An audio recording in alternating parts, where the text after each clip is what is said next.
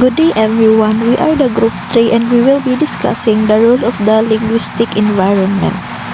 So let's move on to the role of linguistic environment in adult input. So language acquisition as a complex feat. Language acquisition is an extraordinary cognitive achievement as emphasized by Leonard Bloomfield. So Leonard Bloomfield describes language acquisition as one of the most significant intellectual challenges.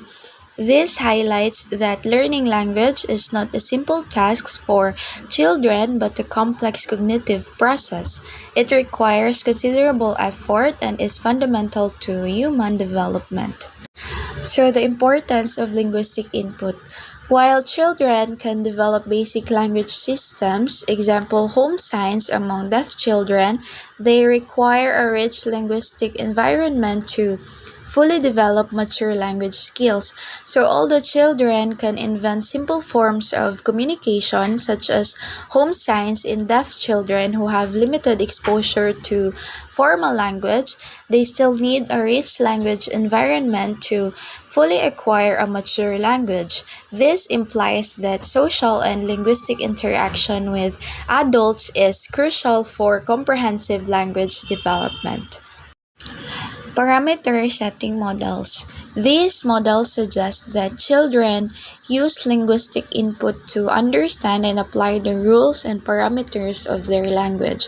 So, according to parameter setting models, children use the linguistic input they receive to infer the grammatical rules and settings specific to their language. For example, they might learn how to form sentences or use their senses by processing the language they hear.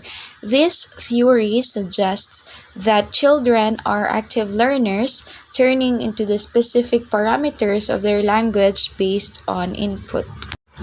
So, adult input's critical role. Behaviorist views and some modern theories highlight the significant role of adult language and feedback in shaping a child's linguistic development. So, behaviorists and some modern approaches emphasize the importance of adult feedback in shaping language development. So, these theories suggest that children learn language primarily through imitation and reinforcements from adults. For example, an adult correct a child's pronunciation or grammatical mistakes, reinforcing correct forms of speech. Lastly is the limitations of behaviorism. Despite the emphasis on adult input, most experts now agree that language acquisition is more complex than what behaviorist or general learning models can explain. While behaviorism underscores the role of adult input and feedback, it has limitation in fully explaining language acquisition. Many linguists and psychologists believe that language is a complex cognitive system which cannot be solely accounted for behaviorist principle. The process of learning language involves more than just imitation and reinforcement, and it includes internal cognitive mechanisms that are not easily explained by behaviorist models. And that would be all for my part. Thank you everyone for listening. Good day, everyone. My name is Apple Tulibas, and I am one of the assigned reporter together with Brian Bodai to discuss the role of imitation reinforcement and analogy. This is the example of the child having conversation with adult. Child, my teacher holded the baby rabbits and we patted them. Adult, did you say your teacher held the baby rabbits? Child, yes. Adult, what did you say she did? Child, she holded the baby rabbits and we patted them. Adult, did you say she held them tightly? Child, no, she held them loosely. Now we will proceed to our topic. A common misconception about language acquisition is that children simply listen to what is said around them and imitate that speech they hear. Imitation is involved to some extent, of course. An American child hears milk and a Mexican child leche, and each child attempts to reproduce what he hears. Like, for instance, a kid learning to talk by listening to people around them. When a little American kid hears someone say milk, they try to say the same word milk. Now, if a little Mexican kid hears someone say leche, they try to say leche. But here's the thing, learning to talk isn't just about copying words like a parrot. Kids don't just repeat what they hear exactly, they also start understanding the meaning of words. They won't just say milk or leche because they hear that, but because they connect it to the things that in front of them, like a glass of milk. So while kids do copy words, they're also learning the meanings and rules of their language at the same time. But children early words and sentences shows that they are not simply imitating adult speech. Children use inflectional and derivational processes to produce novel words, and their early sentences diverge from the language of their environment in systematic and interesting way. So just like what I said earlier, that when children learn to talk, they don't just copy what they hear from people around them. They also make their own words and sentences, which is a very good sign. They're using special rules called inflectional and derivational rules to change words or make new ones. For example, when the kids see a cat running, they might say cat running run, even though they heard the word cat before. They're mixing it with their own thoughts, like adding run to show what the cat is doing. They're not just repeating grown ups, they're also creating new ways to talk by changing words to match what the kids see and think. Moreover, even when children are trying to imitate what they hear, they are unable to produce sentences outside of the rules of their developing grammar. The following are a child's attempt to imitate something the adult has said. Adult, he's going out. Child, he go out. Adult, that's an old time train. Child, old time train. Adult Adam, say what I say. Child, where I can put them. Where can I put them? Adult. Imitation also fails to account for the fact that children who are unable to speak for neurological and sociological reasons are able to learn the language spoken to them and understand it. When they overcome their speech impairment, they immediately use the language for speaking. Since usually when kids learn to speak, they listen to the words around them and then they start using those words. Now some kids can talk at first because something in their brain or body is making it hard for them. But even though they can't talk yet, they can still understand everything people say to them. It's like they hear the words and know what they mean, even though they can't say them back yet. When they can finally talk, they start using the words they've been hearing all along. So it's not just about copying what people say, they're learning and understanding the language even if they can speak it at first. Another proposal on the behaviorist tradition is that children learn to produce correct grammatical sentences because adults positively reinforce them when they say something grammatical and negatively reinforce them by correction when they do it, as usually when they say something ungrammatical. So when we say positive reinforcement, when you do something right. And your mom or the people around you might say, great job, and then that makes you happy and you want to do it again. On the other hand, negative reinforcement is that when you missed out and then the people around you or your mom will say that you have to do it again. So that's what we call negative reinforcement. It's like learning to talk too. When you say the right words, adults give you a reward, like saying good job. But when you say something wrong, they help you fix that. Little by little, you learn the right way to say things because of the rewards and helpful correction. But studies shows that parents seldom correct their children and when they do it usually for mispronunciation or incorrect reporting for mispronuncia the ungrammatical sentence.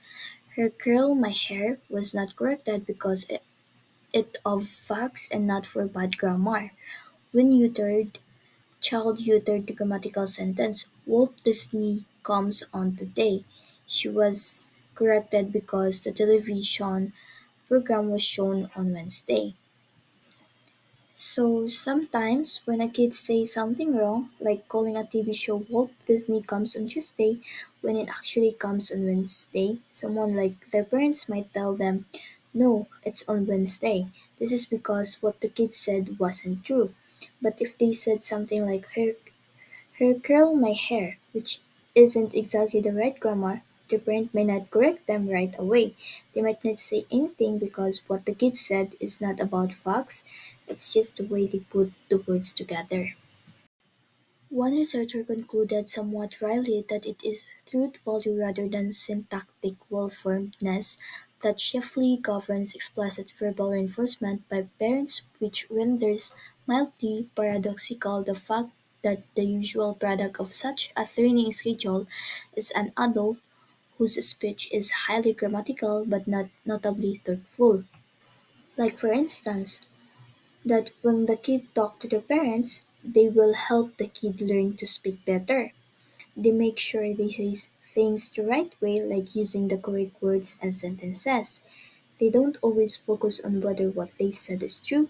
Instead, they care more about how they'll say it. So when the kid grow up and talk like an adult, they might sound very correct with their words and sentences, but sometimes even though they're speaking well, what they're saying might not always be true. It's like saying everything the right way, but not always saying the right things.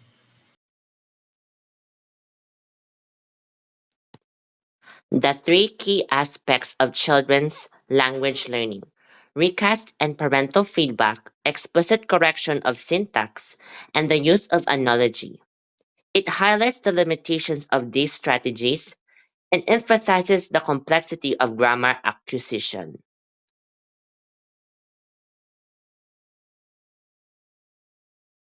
Recast and parental feedback. Parents often model correct grammar by rephrasing a child's ungrammatical sentence without explicitly pointing out the error. However, recasts are inconsistent since parents focus more on content than grammar, correcting only 25% of ungrammatical sentences, while sometimes recasting correct ones. This inconsistency may confuse children relying on recasts to learn grammar. Example: Child, I go to the park. Parent recast, oh, you went to the park. Here, the parents indirectly models the correct verb form went, but does not explain why go is wrong.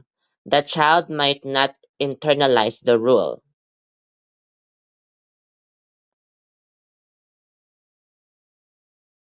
Explicit correction of syntax. Directly correcting a child's syntax often fails because children may not understand their errors or how to fix them. Even with repetition, the child may persist in using incorrect grammar due to their developmental stage. Example: Child, nobody don't like me. Parent, no, say nobody likes me. Child repeating, nobody don't like me. This cycle demonstrates the difficulty of children have in applying corrections even when explicitly taught.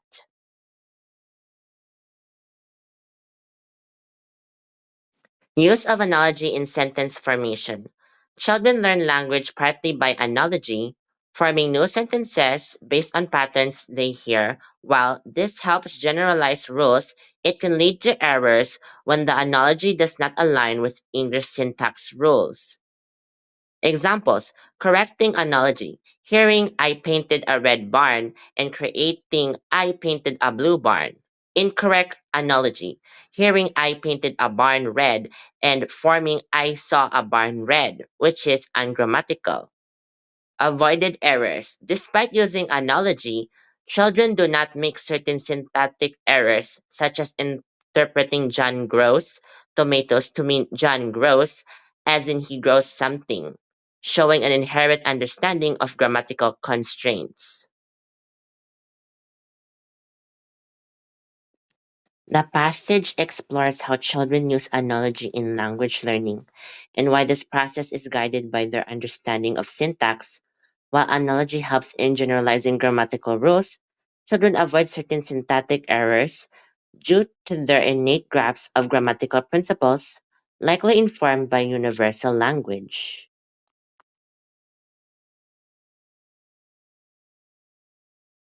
Limits of analogy in language learning. Children often create new sentences by analogizing from ones they've heard. While this can work for simple structures, it fails for complex grammatical rules or word order or meaning changes. Children seem to instinctively avoid errors in these cases, showing that their grammar is not purely based on analogy. Examples: correct analogy. From one, I painted the bar ran. They learned the corresponding logical PR. I made school tense into painted barn. Pained correct. That's all, thank you. Good day, everyone, and good day, Sir Jeff. So, I am Garnet Rochelle, one of the reporters, and the assigned topic that given to me is the role of structured input. In most cultures, adults talk to young children in a special way. They tend to speak more slowly and more clearly. They may speak in higher pitch and exaggerated. Their annotation and sentences directed to children are generally grammatical. So infants prefer to listen to motherese over normal adult speech. Researchers believe that the exaggerated annotation and other properties may be useful for getting a child's attention and making salient certain features of language. Yet, another suggestion is that children are able to learn language because adults speak to them in a special or simplified language. It is sometimes called the motherese or child-directed speech or CDS, also known as baby talk. Motherese is a type of speech that adults use when communicating with infants and young children. The purpose of motherese is to help children learn language and understand and create sentences. It can also help communicate emotionally in formation and build an effective relationship between the adult and the child. This hypothesis also places a lot of emphasis on the role of the environment in facilitating language acquisition. Motherese, or the way adults talk to babies, isn't very simple.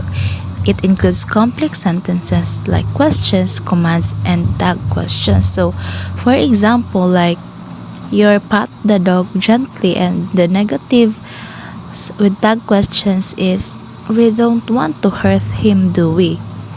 So, adults also don't leave out important grammar parts, even though kids often do. So, research shows that using more or less motherese doesn't speed up a child's language development. Instead, adults adjust their speech as the child's language skills grow. Imitation, reinforcement, and analogy cannot account for language development because they are based on the implicit or explicit assumption that what the child acquires is a set of sentences or forms rather than a set of grammatical rules and logistic structures. So that means that imitation, reinforcement, and analogy cannot fully explain how children learn language because this focus on copying sentences, not learning grammar rules. So theories that rely too much on the environment also overlook the child's natural ability to develop a grammar. So these ideas fail to explain that children's creativity with language, the stages they go through, or why they make certain errors but not others. So, for example, a child might say it doing dancing, but never a sentence like was the boy who's sleeping is dreaming? So they also don't explain how children learn so much from limited and inconsistent input.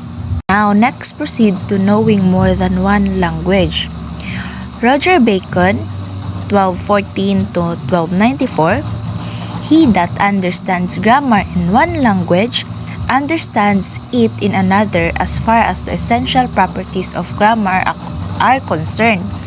The fact that he can't speak nor comprehend another language is due to the diversity of words and their various forms, but these are the accidental properties of grammars. So this means that someone who understands the basic rules of grammar in one language can understand the grammar of any language since the core principles are the same. However, the inability to speak or understand another language comes from differences in vocabulary and word forms, which are less essential aspects of grammar. People can acquire a second language under many different circumstances. You may have learned a second language when you began a middle school or high school or college. Moving to a new country often means acquiring a new language. Other people live in communities or homes in which more than one language is spoken and may acquire two or more languages simultaneously. The term second language acquisition or L2 acquisition generally refers to the acquisition of a second language by someone, adult or child, who has already acquired a first language. This is also referred to as sequential bilingualism. Bilingual language acquisition refers to the more or less simultaneous acquisition of two languages beginning in infancy or before the age of 3 years, also referred to as simultaneous bilingualism. So, people learn a second language in different ways, such as at school, moving to a new country, or growing up in a bilingual home. So, usually, the second language acquisition means learning a second language after already knowing one. So, it is also called a sequential bilingualism.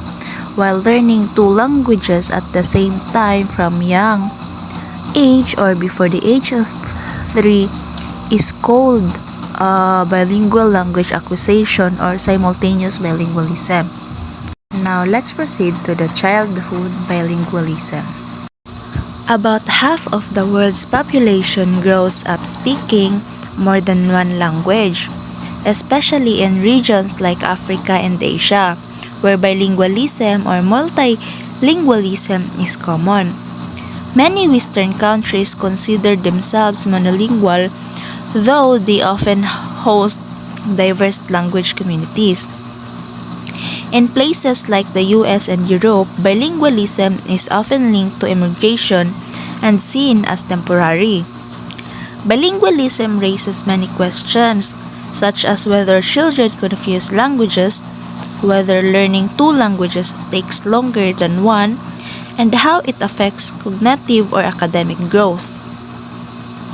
Early research found that bilingual children sometimes mix languages in sentences, such as combining words or using the syntax of one language in another. This mixing highlights the complexity of bilingual language acquisition. So, for example, the word his nose is perdo means his nose is lost, while a house pink means a pink house, and that's to me means that's mine. In the other two examples, all of the words are English, but the syntax is French. In early research on bilingualism viewed language mixing in children as a negative sign of confusion or difficulty handling two languages.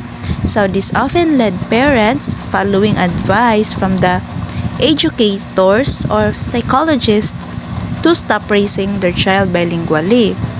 However, it is now understood that language mixing is normal and natural part of early bilingual language development, not a sign of any problem. Various researchers have claimed that language mixing in bilingual children is similar to code switching used by many adult bilinguals. So code switching reflects the grammars of both languages working simultaneously. It is not bad grammar or broken English. Adult bilinguals code switch only when speaking to other bilingual speakers, and various studies have shown that bilingual children as young as 2 may contextually appropriate language choices in speaking to monolinguals. The children use one language, and in speaking to bilinguals they mix the two languages. This means that language mixing in bilingual children is similar to code switching, a practice used by bilingual adults where they switch between two languages within the same conversation or sentence. So for example, an adult might say, I put the forks in las mesas. So it's mixed English and Spanish. So code switching is not a sign of poor grammar or language skills. So they use only one language when speaking to monolinguals and mixed languages like adults when talking to bilinguals. So this shows that language mixing is intentional and context sensitive, not random or confusing. And now let's move on to theories of bilingual development.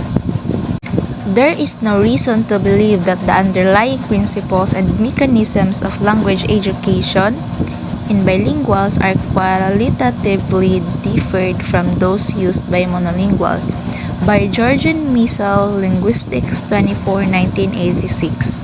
Georgian Missal sentence means that the basic principles and processes involved in language learning are essentially the same for bilinguals and monolinguals. In other words, the way both groups learn and understand language is based on similar mechanisms, and there is no reason to think that bilinguals use fundamentally different methods than those used by people who speak only one language. The separate system hypothesis says that bilingual child builds a distinct lexicon and grammar for each other. Canadian bilingual children who acquire languages des signes, Quebecois or LCQ or Quebec Sign Language develop the two languages exactly like bilingual children acquiring two spoken languages. The LSQ French bilinguals reach linguistics milestone in each of their language in parallel with Canadian children acquiring French and language. So the separate system hypothesis suggests that bilingual children develop two separate language systems, one for each language. So evidence supporting these ideas shows that bilingual children follow the specific grammar rules for each language. So for example, Spanish, English, and French German bilinguals use the correct word order and grammar rules, like agreement, morphemes for each language. So they also develop distinct vocabularies and pronunciation patterns for each language. So even very young bilingual children understand which language to use in different situations. So this hypothesis is further supported by studies of children with deaf parents who learn both a sign language and a spoken language. So Canadian bilingual children who learn both languages des signes, Quebecois or LSQ, and French develop both languages in the same way as bilingual children learning two spoken languages. So they reach language milestones like producing their first words and combinations simultaneously in both languages without delays compared to monolingual children. While the LSQ French bilinguals children have equivalent words in both languages. So similar to bilinguals learning two spoken languages, These children can choose which language to use based on their conversation partner. And like many bilinguals, so they sometimes mix languages in their speech. So what's unique is that they mix LSQ signs and French words simultaneously, so which can only happen when one language is signed and the other is spoken. So uh, this shows that language mixing in bilingual children is not a sign of confusion, but rather a natural result of using two different grammar systems at the same time. Next is the bilingual children develop their two languages similarly to monolingual children, so going through stages like babbling, the holophrastic stage, and the telegraphic stage. During the telegraphic stage, bilingual children show language patterns specific to each language, further supporting the idea of separate systems. So for example, English-speaking monolingual children might omit verbs endings like Eve played there, while German-speaking English use infinitives like chocolate and forget chocolate. So Spanish and Italian-speaking children don't omit verb endings. The bilingual children also show this pattern. A 2-year-old German-Italian bilinguals use infinitives in German but not in Italian, and the Spanish-English bilinguals drop verb endings in English but not in Spanish. And similarly, German-English bilinguals omit verb inflections in English but use infinitives in German. So this suggests that bilingual children follow the grammatical rules of each language separately. So I think that's the end of my part. Thank you and have a great day. So, native language influence in adult linked to accusation presented by me, which is Charlie Regulacion. One respect in which Link 1 accusation and Link 2 accusation are clearly different in that adult Link 2ers already have fully developed grammar of their first language. As discussed in Chapter 1, linguistic competence is unconscious knowledge. We cannot suppress our ability to use the rules of our languages. We cannot decide not to understand English. So one of the most important and fascinating aspects of human development is the language accusation. The present review summarizes some difficulties that second language learners may face to learn English. It has tried to find out factors that play an important role in the accusations of second language. It is also popular of some beliefs that the first language has a big impact or effect on the second language, and it is also believed or it is claimed that Ling 1 can interfere with the accusation of Ling 2. It also believes that the role of Ling 1 in the language 2 depends on some similarities and differences between the two languages.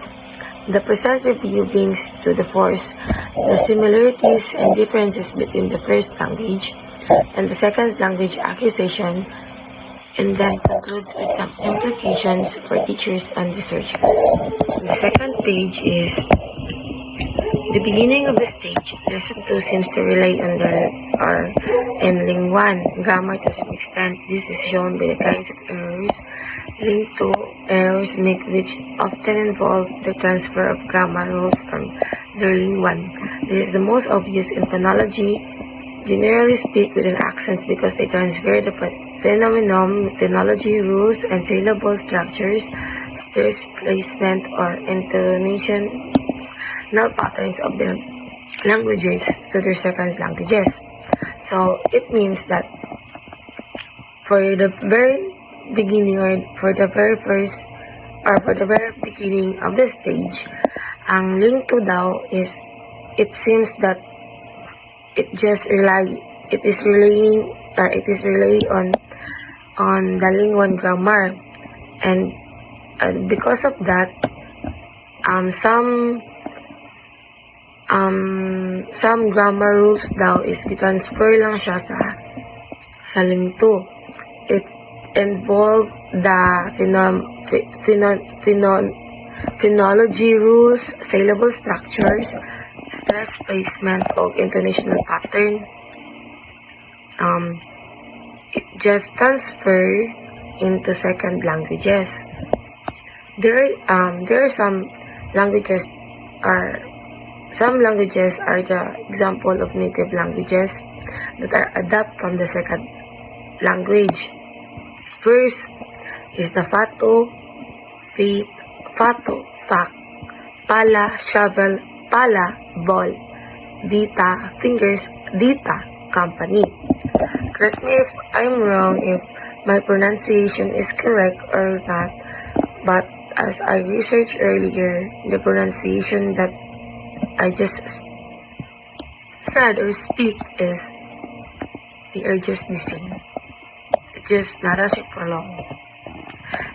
And next one is English speaking learners of Italian have difficulty in hearing and producing the contrast between long and short consonant. We also find native language influence in the syntax and morphology. Sometimes they show up as a wholesale transfer of a particular piece of grammar. A Spanish speaker acquiring English might drop subject in non-imperative sentences because it's possible in Spanish. So according to the book, or according into my report, ang mga Spanish people daw, ang mga Italian people daw is they are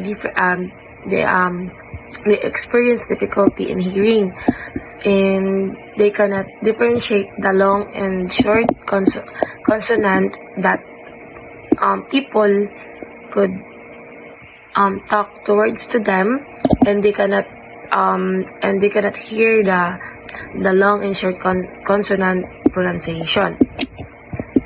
And then they also transfer and it also in the native it also influenced the syntax and the morphology. So this is some example. Hey is not funny. In here have the mouth. Live in Colombia. And that is all my report. Thank you for listening. Good day, everyone. I am Jakash Nislaman, and now we will proceed to discuss about the heritage language learners.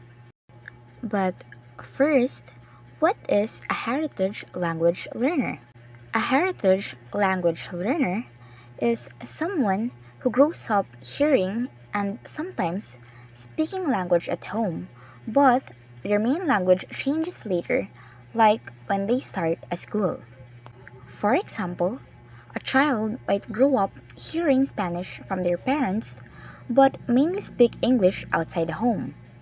Some heritage learners might know how to speak the language, but can't read or write it.